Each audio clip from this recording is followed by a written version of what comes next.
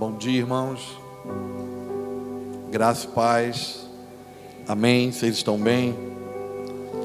Dormiram bem?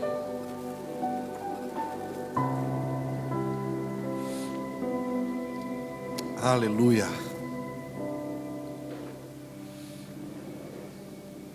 Bom estar com os irmãos mais uma vez. E mais uma oportunidade que Deus nos dá da gente se reunir como igreja para dar glória e honra ao seu santo nome. O lugar que nós nos reunimos não diz se somos ou não igreja, mas no nome de quem nós estamos reunidos é que nos define como igreja. Nós podemos nos reunir aqui, debaixo da árvore, dentro de casa, mas o que define não é o lugar, é no nome de quem. E nessa manhã nós estamos reunidos em torno de um nome que foi de alguma forma cantado e exaltado aqui, que é nome sobre todo nome. Então o que nos faz igreja é no nome de quem nós estamos reunidos. E graças a Deus nessa manhã nós estamos reunidos no nome daquele que é digno. Digno de toda honra, de toda glória e de toda adoração. Aleluia. Peço que Deus os conduza durante esse dia para que a gente possa ser útil naquilo que Ele quer construir, naquilo que Ele quer edificar no nosso meio. Quem nos conhece mais de perto sabe que nós só temos uma mensagem. Eu costumo dizer para os irmãos, eu não sou um pregador, eu carrego ou tenho uma mensagem que é a mensagem que afeta diretamente a minha vida, todos os dias, que toca na minha vida todas as manhãs. E por termos só uma mensagem, os irmãos que nos conhecem mais de perto sabem que nós somos repetitivos. Eu sou como Paulo em Filipenses 3, eu não me aborreço de vos escrever as mesmas coisas, Paulo fala, porque é para vossa proteção. Então a nossa vida é sobre uma mensagem, e nós não nos aborrecemos de ter que falar sempre as mesmas coisas, porque isso é o que nos protege, é o que nos guarda, é o que nos edifica, é o que nos prepara para as coisas que estão chegando até nós. Então às vezes eu uso só textos diferentes na Bíblia, que daí os irmãos pensam que eu sou bem inteligente, aí eles pensam que eu leio bastante, mas nós só falamos de uma coisa. Nós falamos sobre ter um estilo de vida que exalta o nome do Senhor, e sobre uma maneira de viver que prepara um lugar, uma casa para Ele se revelar. Nós falamos de um reino que já é, mas ainda não, porque nós não estamos estabelecendo Ele, estamos proclamando Ele, porque quando o Rei chegar, aí Ele vai ser pleno em toda o seu poder e sua soberania e sua plenitude. Então até que Ele chegue, que Ele volte, nós estamos aqui anunciando sobre esse reino. E a nossa mensagem, ela aponta diretamente para os dias que estão chegando até nós, para a necessidade que nós temos de sermos desenvolvidos. A Bíblia nos instrui, e nós sabemos que eu não preciso saber tudo, eu nunca vou saber tudo, mas o tudo que eu sei precisa ser uma verdade absoluta na minha vida. Deus não exige que eu saiba de tudo, mas o tudo que eu conheço a respeito dele precisa afetar diretamente a minha maneira de viver. Paulo escreve isso em Filipenses 3,16, e vai dizer: vivamos de acordo com aquilo que nós já alcançamos. Então eu não preciso saber de tudo, mas tudo que eu já sei, o lugar que eu já alcancei de entendimento, de sabedoria, de graça, de conhecimento a respeito de Deus, isso precisa afetar diretamente a minha maneira de viver. Senão nós vamos ser só uma geração bem informada, que sabe muito, mas vive pouco. E ainda mais nos dias que nós estamos vivendo, que são os dias da informática, os dias que as coisas é tudo muito ligeiro, o que é novo hoje, amanhã se torna velho, não é assim? há uma aceleração dentro dos tempos, e a gente tem todo o conhecimento, toda a informação na palma da mão, né? Com um clique a gente acessa o mundo, fala com o mundo e tem informações de todas as maneiras, de todas as experiências que poderíamos ter na palma da nossa mão. Então, não é sobre o quanto eu sei, mas é o quanto eu me submeto e eu me sujeito a viver sobre aquilo que eu já sei. Entende o que eu estou falando? A minha oração nesses dias é que, no meio da igreja de Jesus sobre a terra, Ele encontre um tipo de gente que esteja totalmente disponível a viver intensamente com Ele, mais do que qualquer outra coisa, totalmente sujeita e submissa a obedecer seus ensinamentos, sua instrução e seus estatutos.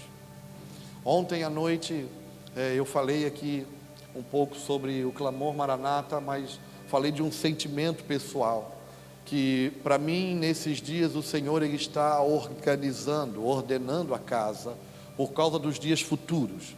É como se Deus está colocando as coisas em ordem, ainda que aos nossos olhos esteja tudo um caos, porque a perspectiva de Deus não é igual à nossa. A forma de Deus ordenar e organizar as coisas não é igual à nossa, porque as coisas de Deus são ordenadas a partir do seu plano, para o cumprimento da sua agenda. Então nem sempre, ou quase nunca, as coisas acontecem como a gente gostaria que fosse. Mas mesmo diante de todos esses cenários, Deus continua trabalhando para cumprir o seu propósito.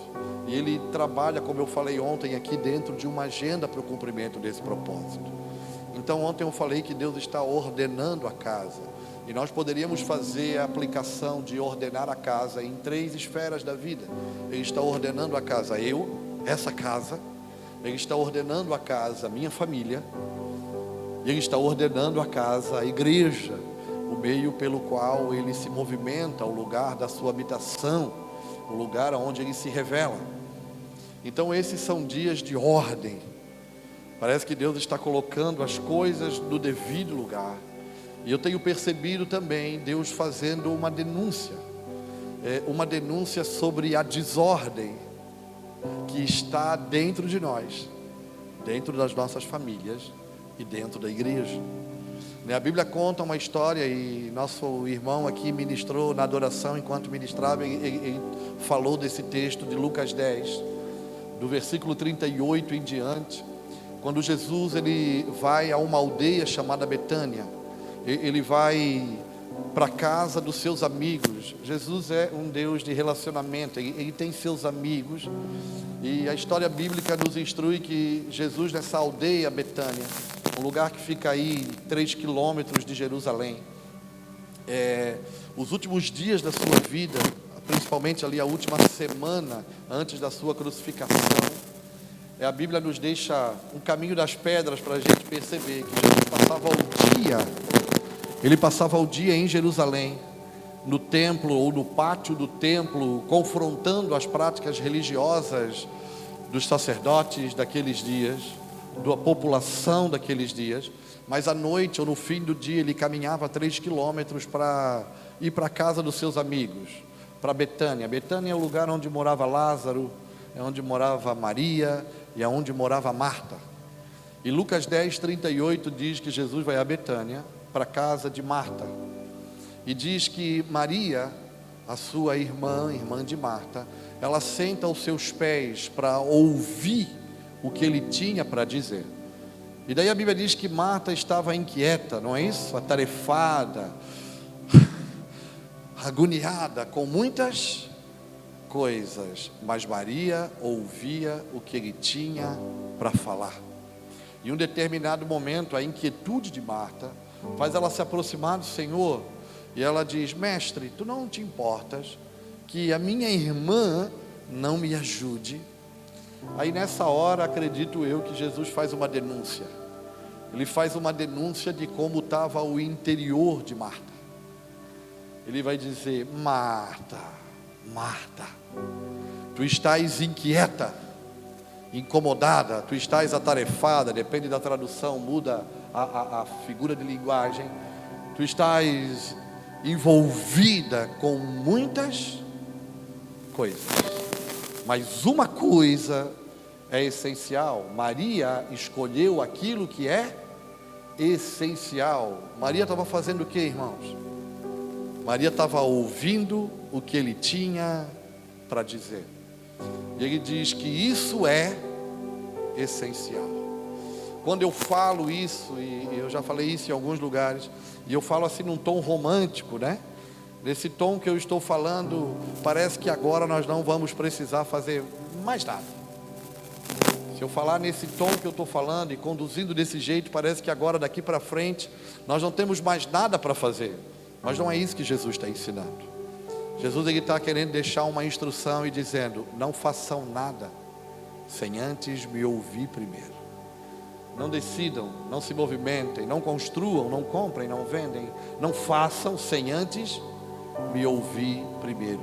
Ele não está anulando aquilo que é necessário ser feito. Ele não está dizendo para Marta que ela não teria nada para fazer, mas ele está dizendo que Maria escolheu a melhor parte, que é o que é essencial, e o essencial é primeiro ouvir o que ele tem para falar. E ele faz uma denúncia, porque ele denuncia como está o interior de Maria: inquieto, incomodado, atarefado com muitas coisas. E esse tempo aonde parece que a inquietude, a ansiedade, ela tem mexido com as nossas emoções, né? Quando não era a pandemia, foi guerra. Quando não foi a guerra, começou a política. E daí nem todos saem satisfeitos no meio das coisas. E daí sempre tem uma inquietude, ansiedades, desesperos, medos. Mas ele diz que o essencial é ouvir o que ele tem para dizer. Por quê? Porque esse é um tempo que ele está ordenando, organizando todas as coisas. Esses são dias de instrução. Nós precisamos nos desenvolver naquilo que é necessário por causa dos anos que estão chegando até nós. Nesses últimos 2 para 3 anos, o texto de Mateus 24, 44, é o versículo 44 que diz: estais vós preparados também, porque não sabeis a hora que há de vir o vosso Senhor. Esse versículo tem mexido com a nossa maneira de se movimentar. Mateus 24 foi talvez um dos textos mais pregados nos últimos 3 anos, desde que começou a pandemia em março de 2020. Lucas 21, Zacarias 14, as pessoas começaram, principalmente nas redes sociais, não é isso? É o fim dos tempos, é os últimos dias, é a dor de parto, é o princípio das dores, é agora, não é agora, Jesus está voltando, não está voltando, como vai ser? Há mais de 2000 anos atrás, Jesus sobe o Monte das Oliveiras, seus discípulos se aproximam dele e perguntam quando essas coisas deveriam acontecer, ou quando Israel seria restaurado, porque ele fala da destruição do templo. E do versículo 3 em diante ele começa dizendo: olha, que ninguém vos engane. Ele diz, que ninguém vos engane. E ele começa a falar e a promover o cenário da geração da sua vinda.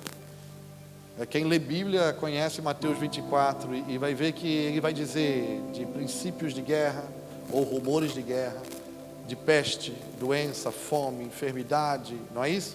Reino contra reino, nação contra nação, multiplicação da iniquidade, o amor de muitos se esfriando. Ele vai falar dos dias de Noé, né, que a semelhança dos dias de Noé será o cenário também da sua vinda. Mas no versículo 44, antes de terminar o seu sermão, ele vai dizer assim, estais vós preparados também, porque não sabeis a hora que há de vir o vosso Senhor. Nós entendemos que esse termo, estar preparado, precisa afetar, mexer com a nossa vida.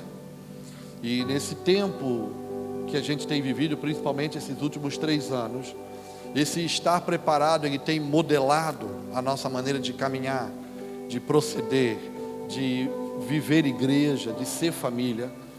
Porque à medida que caminhamos há uma percepção, os tempos estão se formando, Jesus está próximo, mesmo que não seja na minha geração, pode ser na dos meus filhos, se não for na dos meus filhos, é na dos meus netos, mas há uma necessidade de nós estarmos sempre prontos, porque ele falou isso para um grupo de pessoas, há mais de 2000 anos atrás, e um grupo de pessoas que não participariam dessa geração, não estariam vivos nessa geração, vão ressuscitar na ressurreição dos mortos, mas não estariam no cenário dos acontecimentos que ele estava descrevendo. Mas ele diz, estejam vocês preparados também, porque Deus é um Deus geracional. Uma geração sempre faz menção para outra geração, e parece que de tempos em tempos a gente tem que recomeçar, repensar tudo de novo, né? Parece que a gente tem que voltar lá atrás, e a gente vai se perdendo dentro dos tempos, e não acessa o que está disponível a nós dentro dos nossos dias. Então esses são dias que nós precisamos estar atentos à voz do Senhor, e a voz do Senhor, ele se move por meio de dons, de profecia, mas a voz do Senhor é a sua palavra, a voz do Senhor é as Escrituras, elas apontam, elas comunicam, elas falam do seu plano, da sua vontade e dos desígnios do seu coração.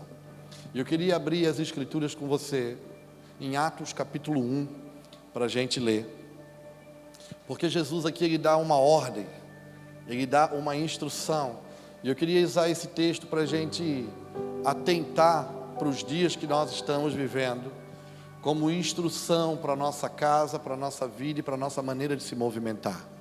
Amém? Vocês estão me ouvindo bem aí? Está tudo certo?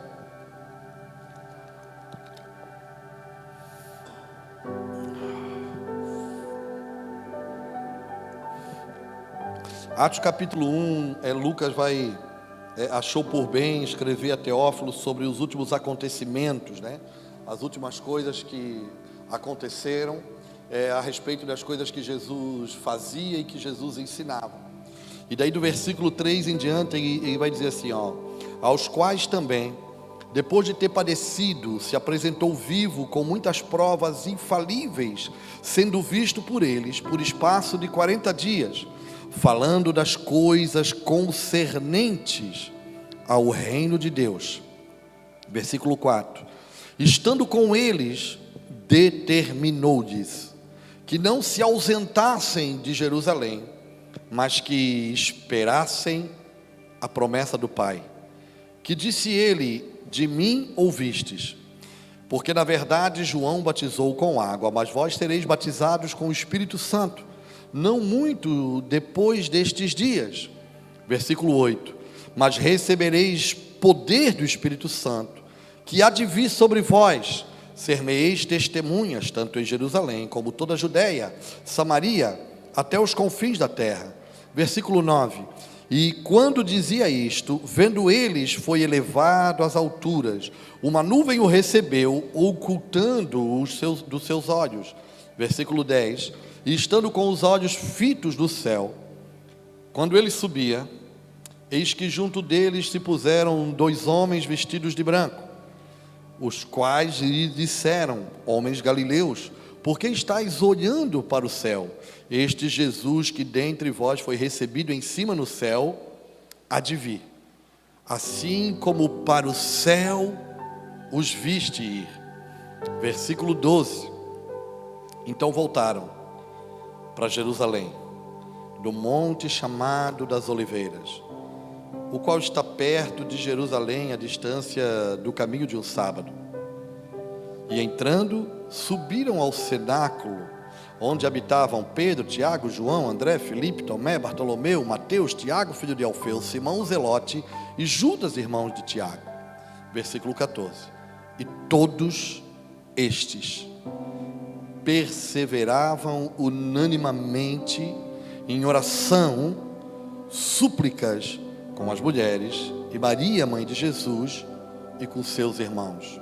Capítulo 2, versículo 1, e cumprindo-se o dia de Pentecostes, estavam todos concordantemente no mesmo lugar, e de repente De repente veio do céu um som como de um vento veemente e impetuoso.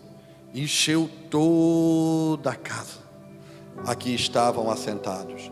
E foram vistas por eles línguas repartidas como de fogo, as quais pausaram sobre cada um deles. E todos foram cheios do Espírito Santo e começaram a falar em outras línguas, conforme lhes concedia o Espírito que lhe falasse. Até aqui. Lucas, ele achou por bem escrever um tratado sobre os acontecimentos, as coisas que tinham acontecido, sobre as coisas que Jesus fazia e ensinava.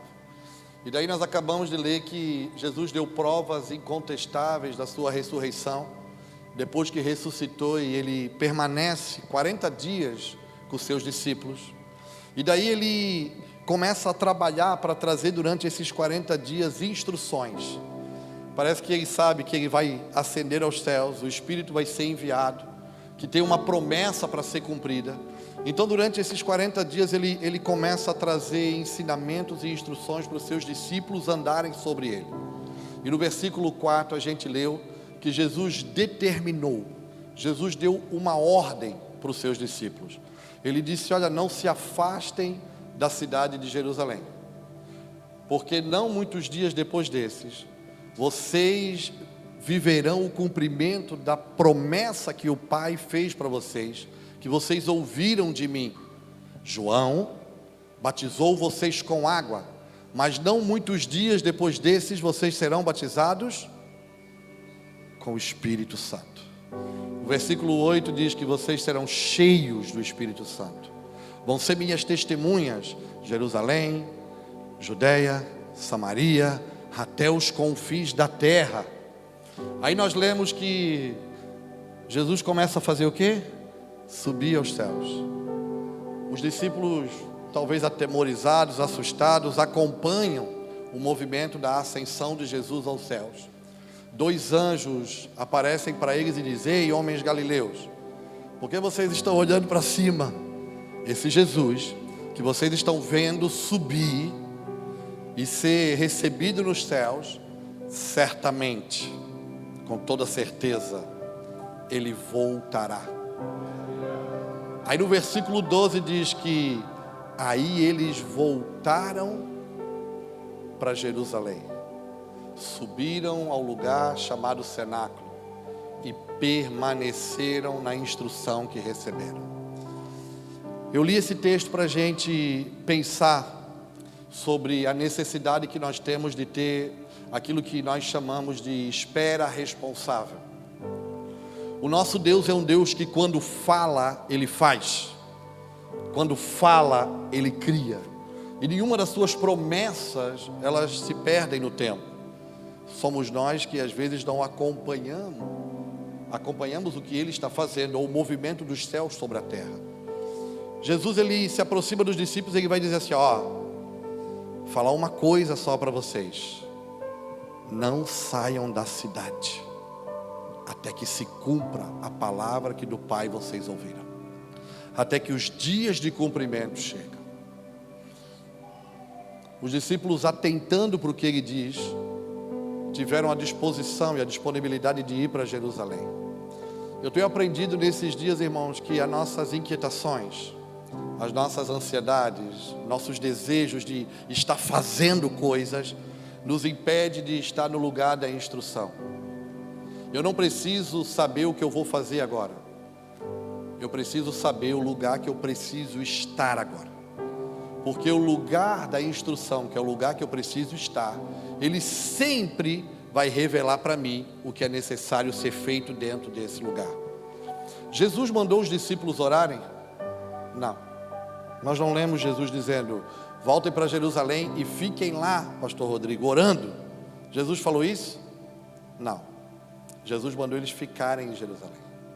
Mas porque eles estavam sujeitos à palavra de instrução, eles tiveram uma revelação do que era necessário ser feito. Por isso que a gente lê o versículo 14. Subiram ao cenáculo, se reuniram unanimemente, de comum acordo, como um só homem, em orações, e súplicas.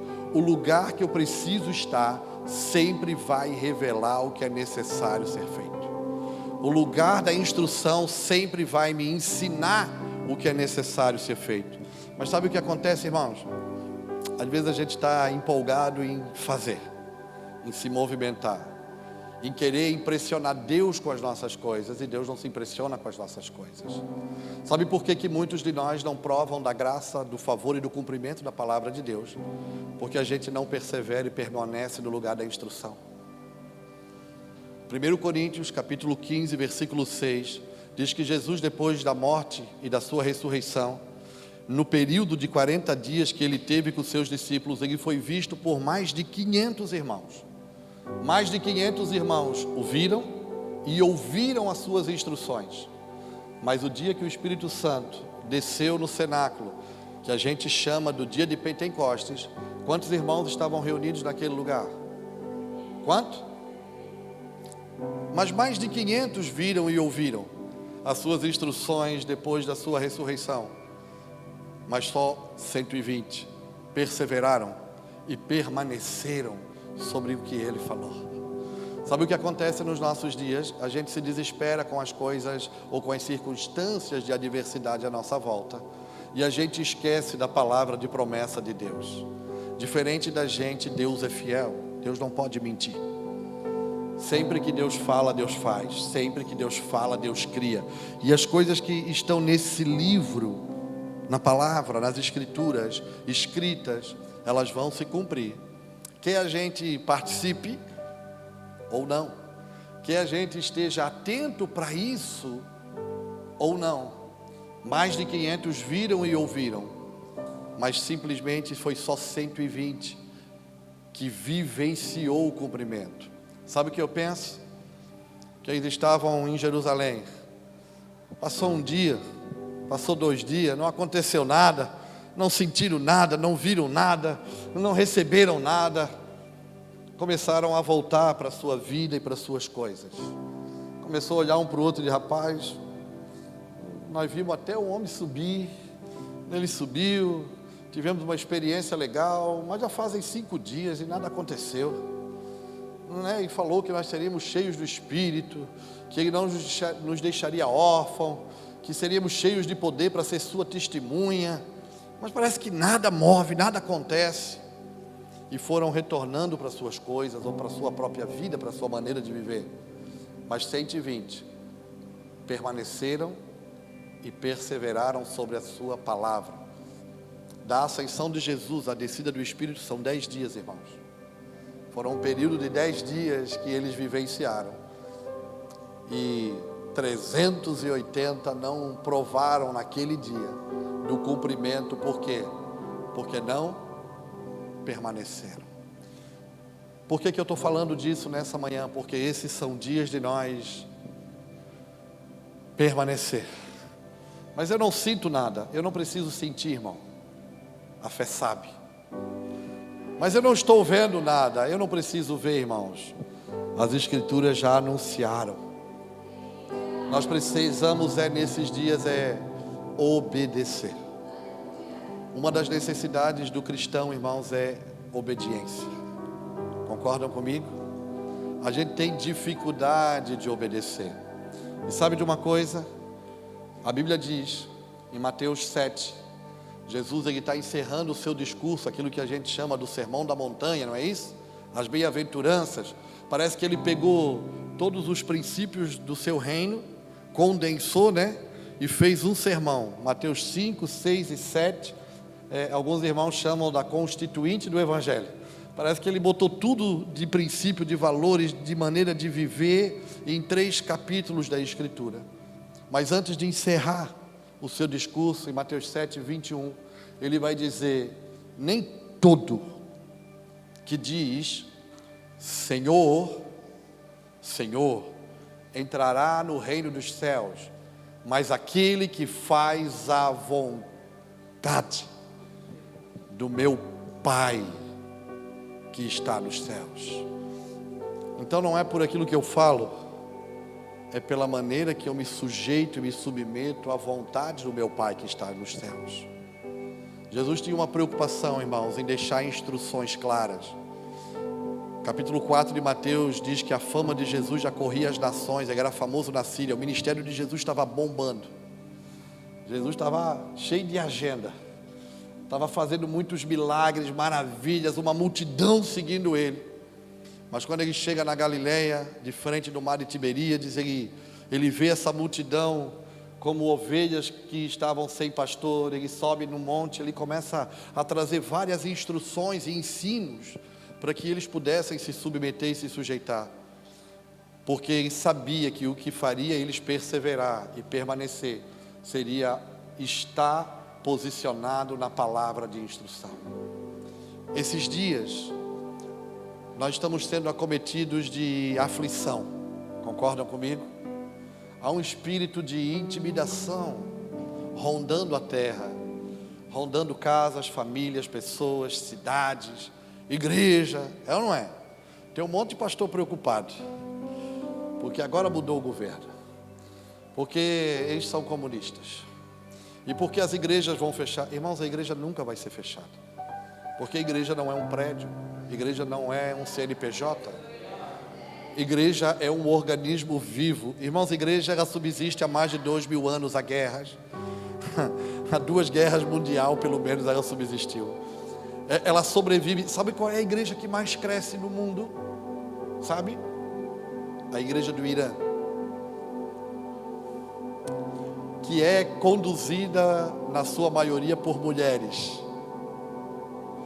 E no Irã o evangelho é proibido, porque o Alcorão é a base da estrutura das leis da nação. É uma nação muçulmana que não aceita o evangelho.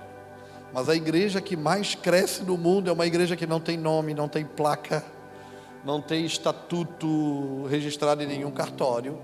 É um organismo vivo, porque a igreja nunca se acabou, irmão, e nunca vai se acabar, porque a igreja é o corpo de Cristo. Talvez pode ser afetado, eu não estou falando que vai ser, mas pode ser afetado, são as nossas coisas, são as nossas instituições religiosas, os nossos programas, são a nossa maneira de fazer as coisas. Mas, irmãos, Deus continua soberano sobre todas as coisas, Ele continua o mesmo. A China, irmãos, é comunista desde os anos 60, 70. Existe igreja na China, uma das maiores do mundo. Ela não tem a liberdade que nós temos, mas elas nunca deixaram de cultuar a Deus, elas nunca deixaram de cumprir propósito, porque Deus sempre esteve soberano, governando sobre todas as coisas. Então nós somos às vezes afetados por intimidação e por aflição, e esse é um tempo que a gente tem sido mexido, principalmente as emoções de muitos irmãos. Eu queria deixar um conselho aqui nessa manhã: continue perseverando e permanecendo na palavra de instrução. Continue se sujeitando e sendo obediente à visão celestial. Irmãos, não é todo que diz Senhor, Senhor que entra no reino dos céus, mas aquele que faz a vontade do Pai que está no céu. E não é também os perfeitinhos que vão entrar no céu. Às vezes a gente estabelece o nível de perfeição, e se eu for perfeito, eu alcanço a graça de Deus. Não, irmãos, a graça de Deus me alcançou para que eu seja desenvolvido, e à medida que a graça vai trabalhando na minha vida, vai me fazendo um homem à semelhança de Cristo, meu Senhor.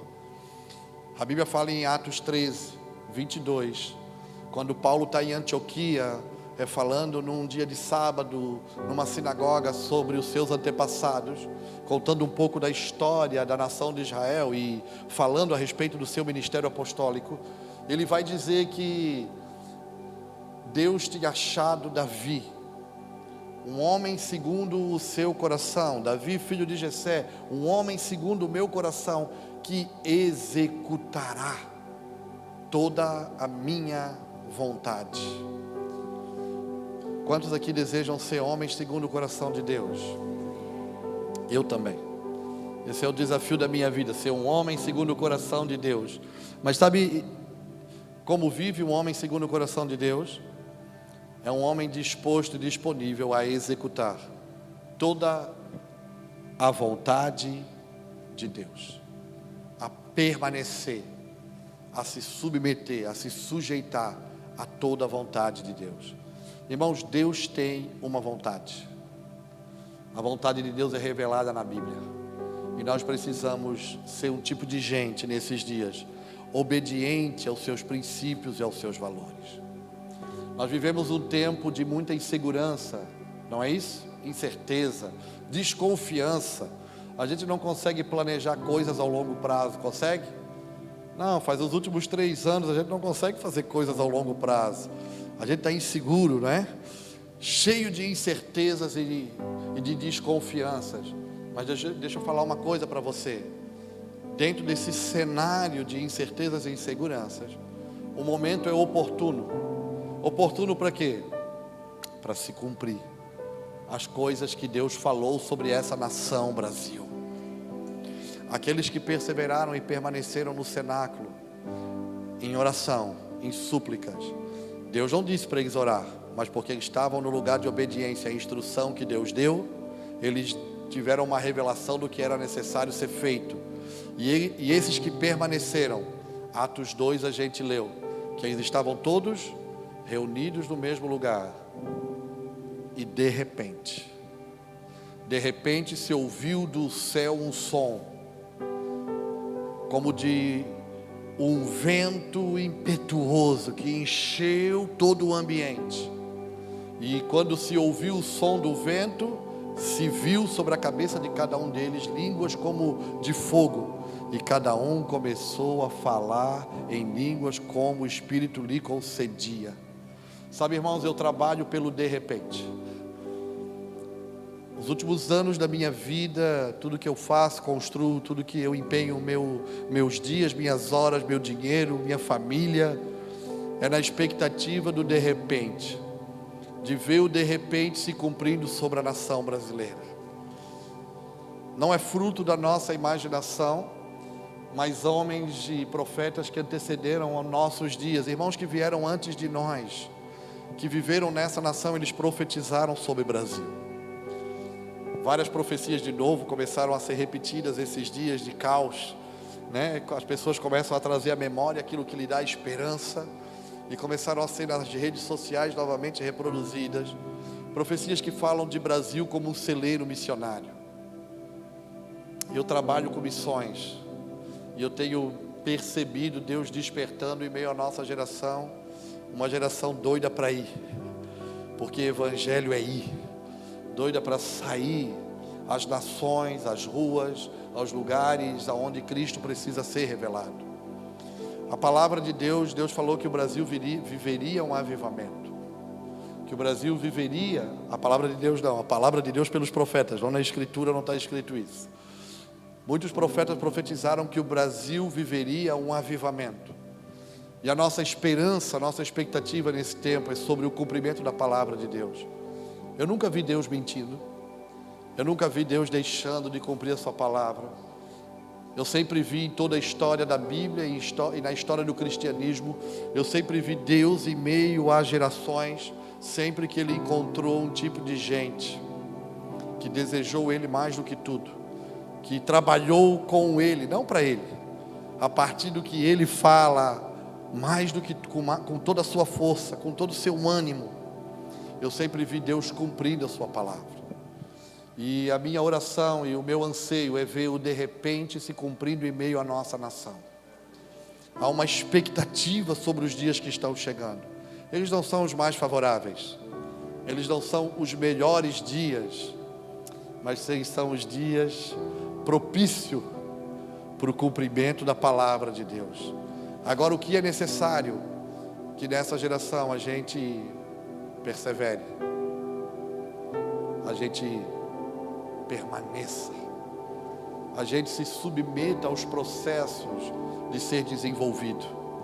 Ontem à noite eu falei que esse tempo Deus está trabalhando sobre os odres, né? Não se deita vinho novo em odre velho. Deus está trabalhando na gente.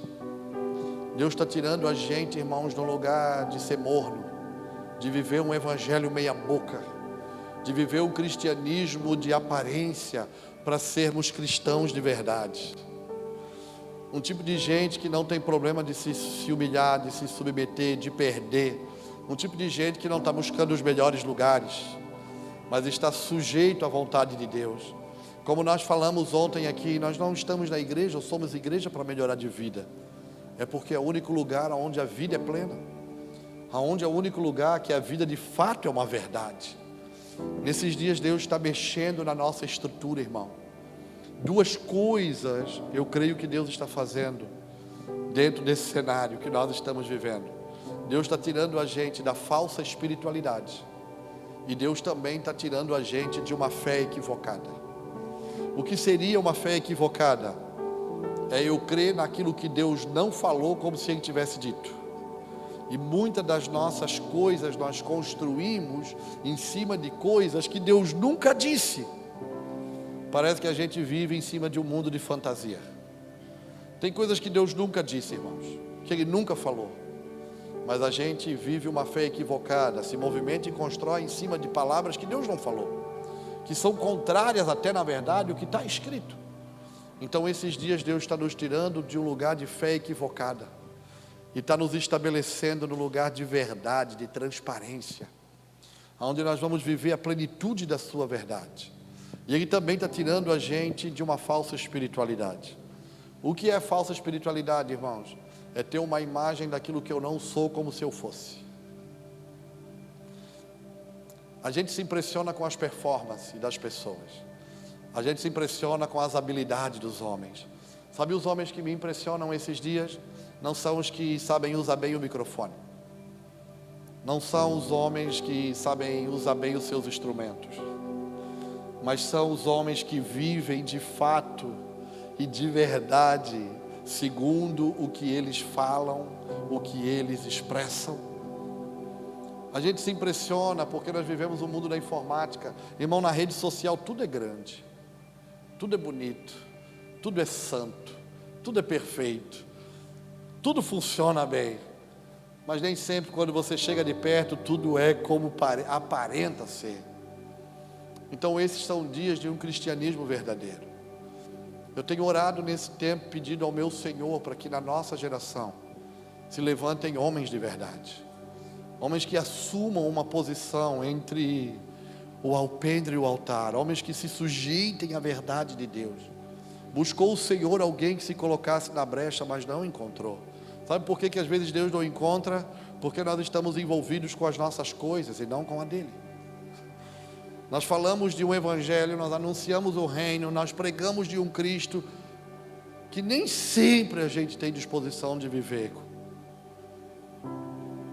Irmãos, eu creio no evangelho que custa tudo.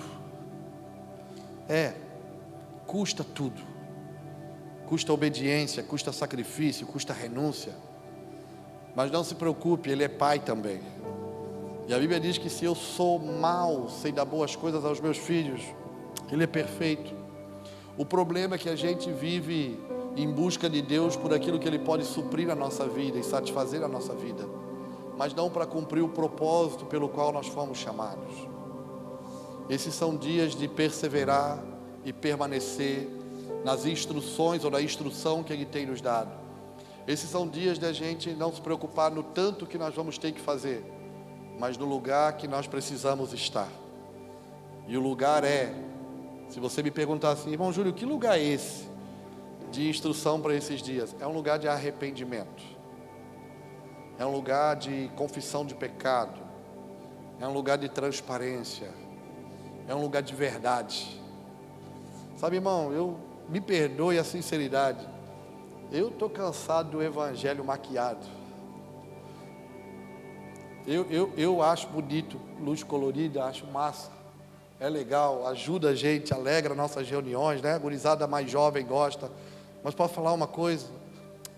Se a gente não cuidar, a gente vai viver de entretenimento.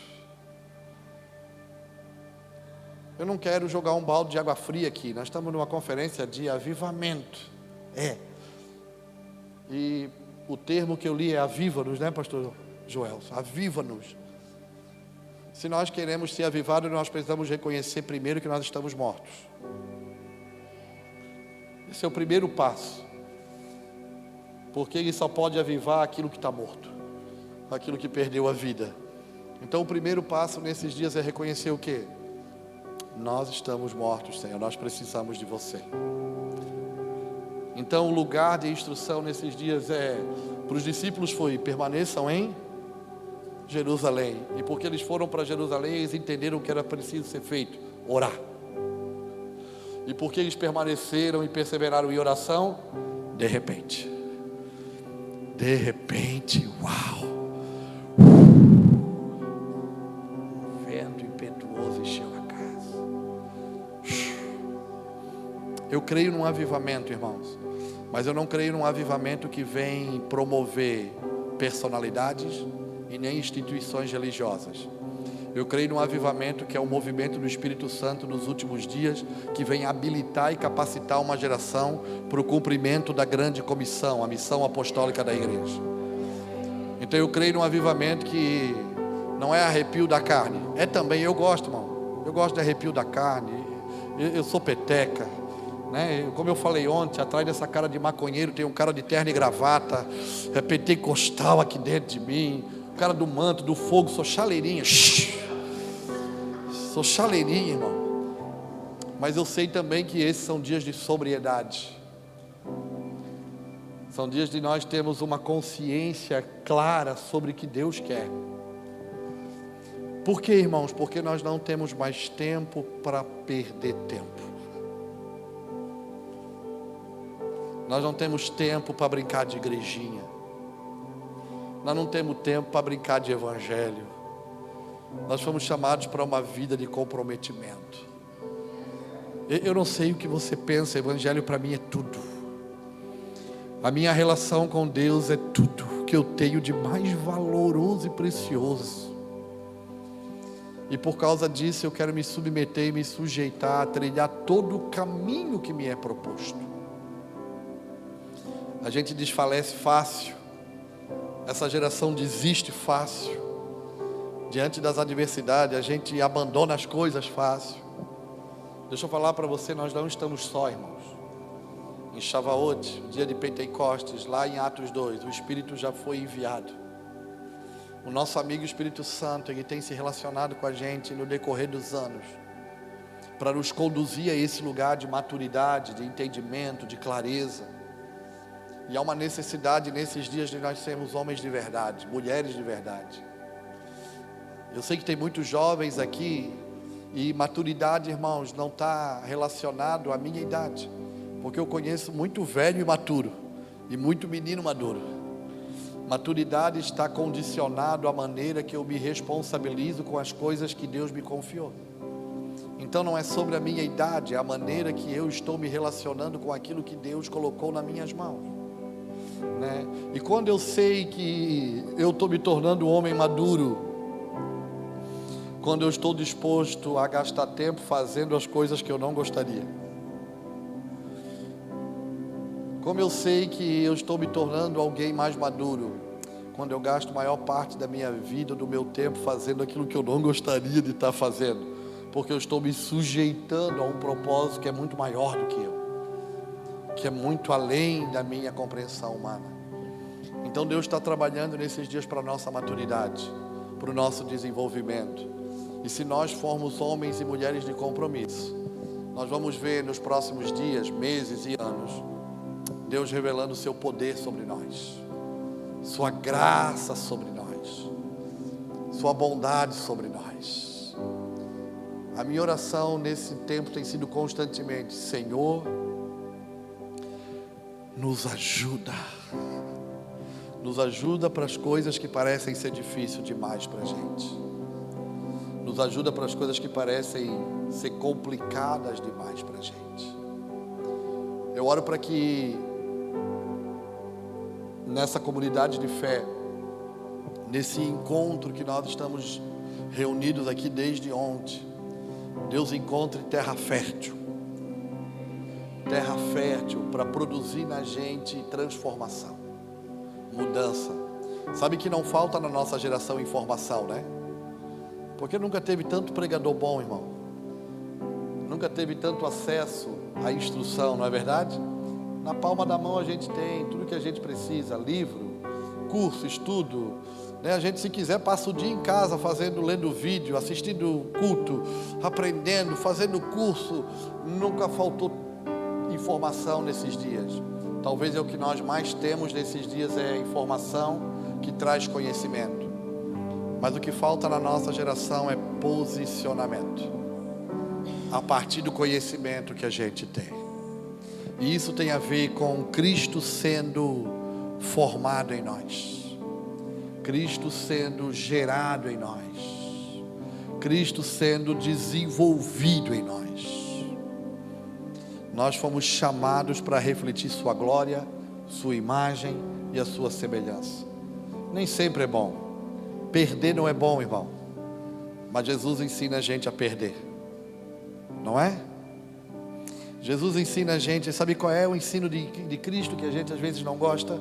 A gente gosta da bênção, né? Aquele que promove graça, traz presente, aquele que promove as coisas. Mas o ensino de Cristo é: se alguém te der um tapa na face direita, dá também a esquerda.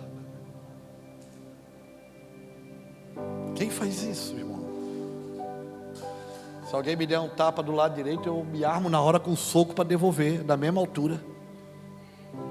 Não é assim? A gente não gosta de perder. Se alguém te pedir a capa, dá também para ele a túnica. Já percebeu que as nossas maiores guerras nesses dias é exigindo nossos direitos? Filhos vivem exigindo com os pais os seus direitos, né? É o marido com a esposa, é a esposa com o marido. É o pastor com as ovelhas com o pastor. É no meio da sociedade, toda a vida a gente quer os nossos direitos. Se alguém te pedir a capa, dá para ele a túnica. Ei, se alguém te chamar para caminhar uma milha, anda com ele a segunda também. Sabe o que eu tenho aprendido? Que esse tempo não é um tempo só de abandonar o que é proibido, mas também até aquilo que me é permitido eu abrir mão, para que Cristo seja exaltado em meio à minha geração. Agora, sabe por que a gente tem dificuldade nessas coisas? Porque a gente não encontra nele contentamento e satisfação. Irmãos, o meu contentamento não está nas nações que eu vou. O meu contentamento não está no tamanho das coisas que eu construo, nas coisas que Deus proporciona para minha casa, para os meus filhos, para minha esposa. O meu contentamento e a minha satisfação está no meu quarto, ou na minha sala, ou dentro do meu carro, ou no quarto do hotel, ou no quarto da pousada, ou no quarto da casa do irmão, ou na igreja. A minha satisfação, o meu contentamento está em quando o meu Pai se faz presente. A minha satisfação está na presença do Senhor. É por ela que eu vivo, é desejoso por ela que eu estou aqui. É por causa dela que eu me movimento, é perseguindo ela que eu caminho. Eu vivo como alguém que deseja pela presença de Deus. E as outras coisas me serão acrescentadas. As outras coisas são coisas. Sabe por que a gente não gosta de perder? Porque a gente não encontra satisfação na presença. Porque a gente sempre quer ter razão. Irmãos, a gente gosta de ter razão nas coisas. E Deus está levando a gente para um lugar de plena submissão e sujeição. Não vai vir avivamento se não se levantar. Não precisa de muitos. Não precisa de muitos. Porque eu e Deus somos a maioria. Então não precisa de muitos. Mas não vai vir se Deus não encontrar no meio dos nossos dias uma geração disposta a ser tocada por Ele, modelada pelas Escrituras, que vai viver um estilo de vida que reflita o seu caráter. Eu confesso que eu estou desde ontem tentando falar de outras coisas aqui. Eu abro o meu caderninho, eu anoto, olho. Eu confesso que eu estou desde ontem querendo seguir outras rotas de instrução, mais ensino ou mais profética. Mas todo o meu sentimento e tudo que me conduz é para um lugar. Deus está trabalhando na gente. Não vai acontecer do lado de fora sem antes afetar o lado de dentro. não vai expressar para o lado de fora sem antes ele organizar as coisas do lado de dentro. Por isso que eu acredito que ele está ordenando essa casa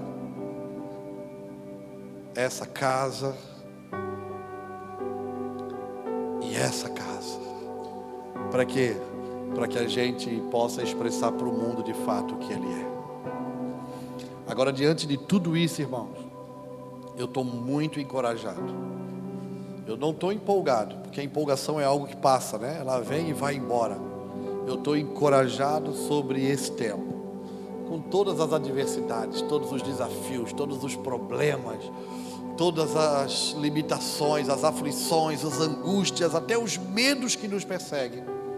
Eu estou encorajado porque eu tenho visto, em meio aos nossos dias, em alguns lugares que a gente tem ido, Deus fazendo algo, Deus provocando algo, Deus promovendo algo. Há uma fome sendo despertada, há uma sede sendo despertada, há um ambiente de... Tá ou não tá? A gente não se contenta mais com entretenimento, não é? A gente vai às vezes numa reunião, a palavra é assim, eloquente, aquela intrepidez violenta, mas daí tudo é isso, mas parece que ainda falta. Por quê? Porque há um anseio pela presença de Deus, há um anseio pelo conhecimento da sua glória, pela revelação de quem Ele é. Irmãos, eu anseio por isso. Esse é o lugar da minha satisfação, é o lugar onde eu posso conhecê-lo, mergulhar nele, estar nele, viver com Ele. Que esses dias o Senhor nos desperte poderosamente para desejá-lo mais do que tudo. Não tenha medo de ser obediente, não tenham medo de permanecer na instrução. Mas eu não estou sentindo nada, não tem problema.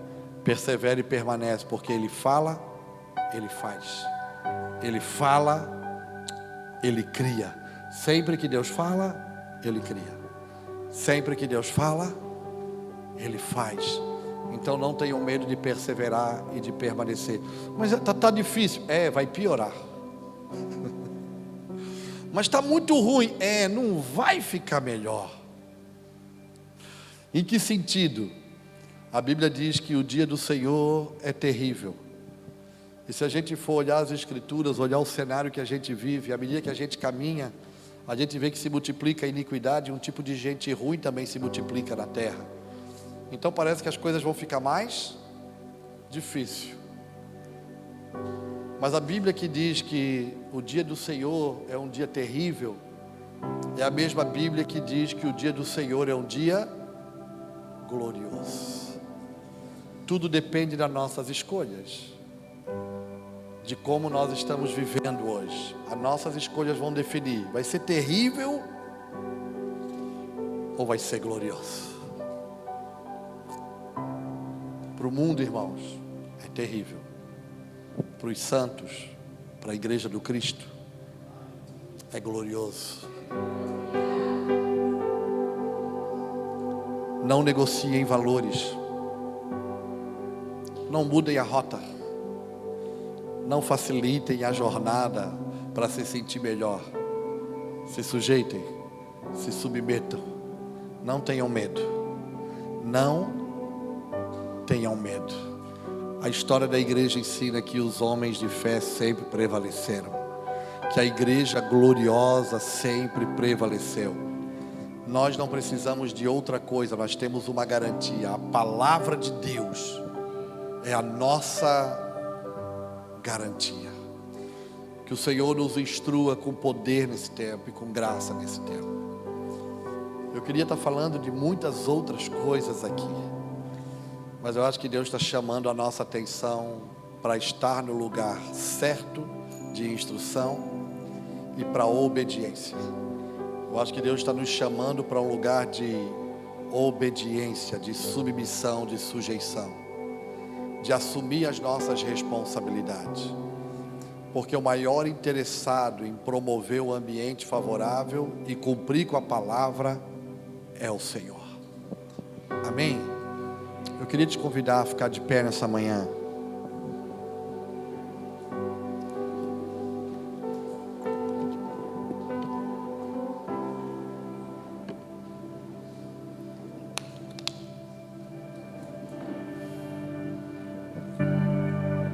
Aleluia.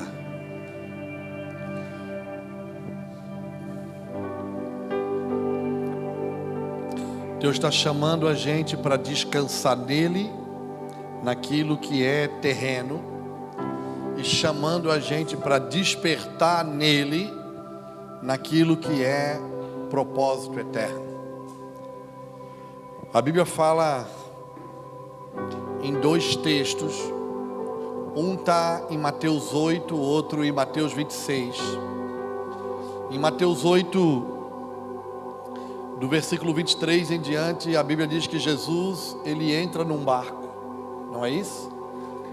Um barco que estava no mar de Tiberíades, ele entra num barco, seus discípulos entram com ele, e a Bíblia diz que Jesus vai dormir quando ele entra nesse barco.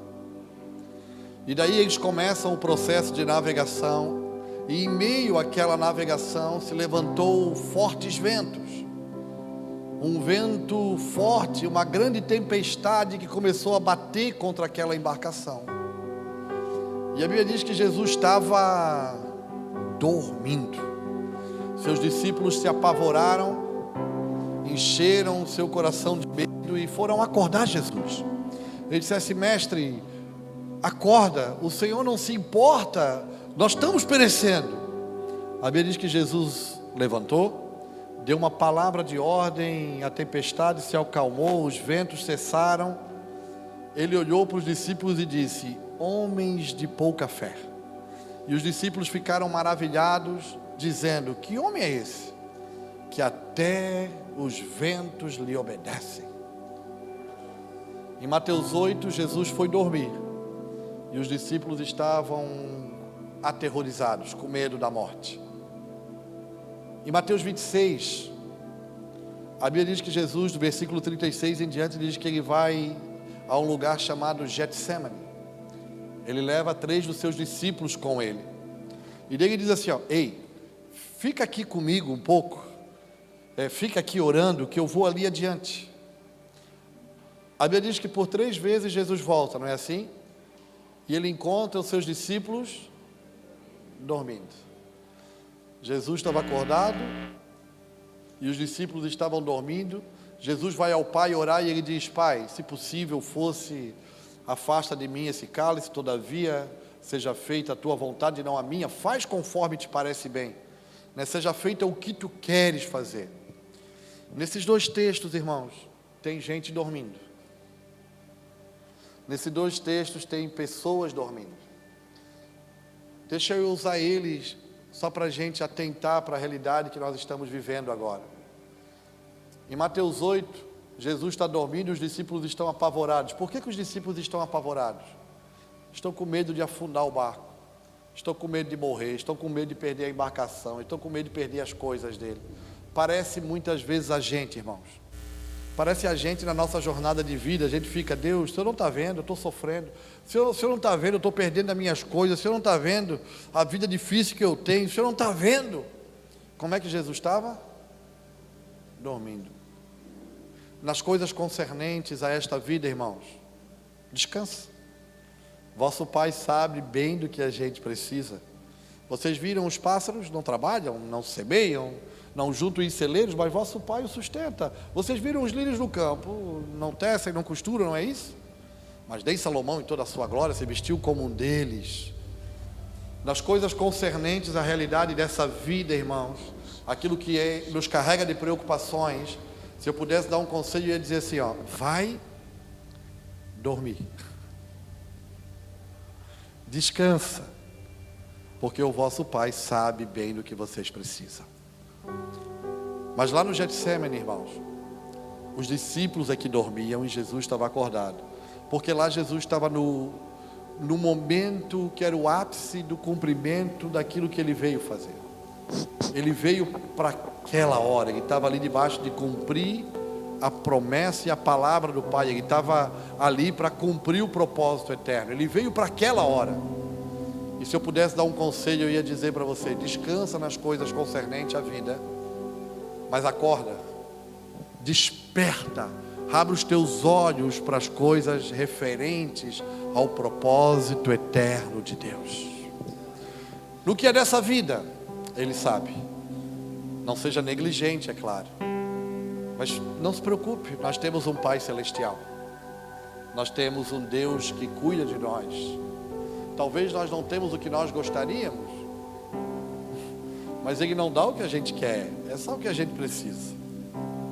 Porque se Ele der o que a gente quer, às vezes vai nos atrapalhar mais do que nos ajudar, ou às vezes pode até nos roubar do lugar do propósito.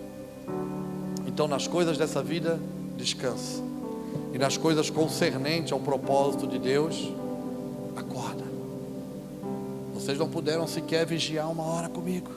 Ele diz para os seus discípulos: desperta, acorda, porque nós estamos entrando em dias de cumprimento. E a Bíblia nos ensina que em dias de cumprimento sempre vai ser necessário ter um posicionamento correto. Sempre vai ser necessário um posicionamento correto. Então descansa no que é para descansar, mas desperta naquilo que é para despertar. E despertar nesses dias é em obediência, em oração, em submissão a Deus, em sujeição a Deus. Não tenham medo de sofrer o dano. A gente não gosta de passar trabalho, né? A gente não gosta de sofrer as consequências do dano. Um dos homens da Bíblia que mais me impressiona é o apóstolo Paulo, pela sua maneira de submissão e sujeição ao propósito de Deus para a vida dele. Paulo é aquele cara que sofreu todas as consequências de um homem digno, de um homem justo, de um homem que lutou para completar a carreira que lhe foi proposta. Em Atos 26, 19, diz que ele está preso em Cesareia de Filipe, e um rei chamado Agripa com Berenice vai visitar Festo, que era o prefeito, como se fosse o governador de Cesareia de Filipe. E esse Festo faz menção desse Paulo, dizendo de um prisioneiro que estava ali no cárcere, na cadeia, desde os dias de Félix. E ele diz: eu não vejo nenhum problema nesse cara, eu não vi nenhuma condenação, mas ele apelou para César. É só uma questão religiosa aí, uma briga dos judeus, porque tem um tal de Jesus que morreu, mas esse Paulo afirma que está vivo. Esse homem morreu, mas Paulo insiste em dizer que ele ressuscitou.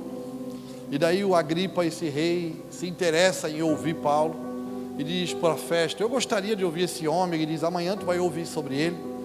Daí trouxeram Paulo, montaram todo o cenário, todo mundo ali presente. Aí a Bíblia diz que Paulo começa a fazer sua defesa, dá para ele o direito de falar. E daí no versículo 19 ele diz: ó rei Agripa, tudo o que está me acontecendo é por causa de uma coisa: é porque eu não fui desobediente à visão celestial. Sabe, irmãos, Paulo está dizendo: prisões, cadeias, tudo que eu sofro é por causa de uma coisa: eu não sou desobediente à visão celestial. A minha oração é que nessa geração Deus levante os homens obedientes à visão celestial. Homens que não negociam princípios, valores, homens de verdade. Homens de verdade. Homens de verdade não são os que ganham sempre, são os que obedecem sempre. Homens de verdade não são os que mais conquistam, são os que completam a carreira. É os que completam aquilo que lhe foi proposto. Eu queria orar com você nessa manhã, aproveitando esse ambiente que Deus tem promovido aqui. Eu não sei onde Deus vai conduzir nós ainda durante esse dia, mas parece que Deus está organizando coisas simples dentro de nós, né? A gente criou expectativa, talvez você criou expectativa nesses dias de ser um grande mover, né? Externo, e Deus está provocando um grande mover interno. Deus ofende, irmãos, a nossa mente para revelar nossos corações. Deus ofende a nossa mente para que o nosso coração seja exposto. E Deus está organizando, eu acho, como eu falei aqui no início, a gente por dentro, botando as coisas no devido lugar. Então, na medida que nós caminharmos nesse dia, eu não sei para onde Ele vai nos levar, mas parece que é um lugar de ordem, aonde nós vamos, tirar as maquiagens, nós vamos tirar a máscara, as fantasias da nossa mente, nós vamos sair da fé equivocada, como eu expliquei, e vamos sair também da falsa espiritualidade, como eu expliquei, e vamos ser gente de verdade. Escute, irmão, não é pecado ser gente. Não é pecado ser gente. Pecado é a gente querer ser qualquer outra coisa, que não é aquilo que Deus determinou, designou para a gente andar nela. Amém? Feche teus olhos.